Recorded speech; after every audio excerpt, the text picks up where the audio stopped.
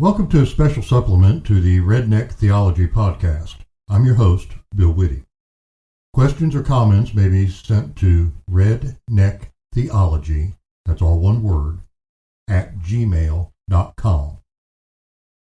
God showed me a vision in an instant, which would have taken several minutes to actually play out and take place in the real world. I don't know if the events did actually happen, or if this was an insight into the future. It could have simply been an illustration. In either case, here's what he showed me to share with you. I saw a church full of people worshiping the Lord.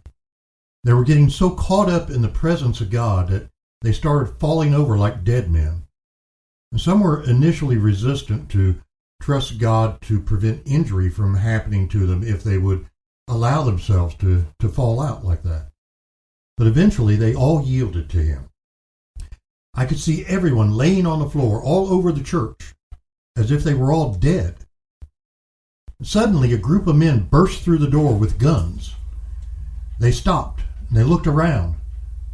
And one of them said, "Well, somebody's already been here, let's go." And they left. The entire congregation had been spared from a slaughter.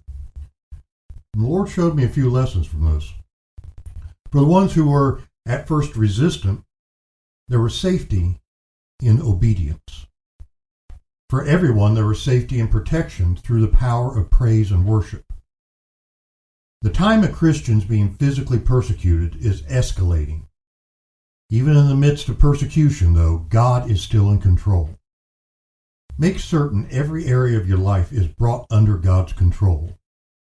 One other thing I believe God spoke to me was that someone will listen to this podcast who has a sore that's not healing as it should. You've had it for a while. It's just not healing up.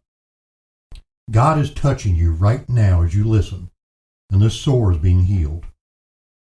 Give God the glory. Let everyone know what he's done. This has been a special Redneck Theology podcast. Questions and comments may be emailed to rednecktheology, that's all one word, @gmail.com. I'm Bill Whitty, inviting you to listen next time as I share a little redneck theology.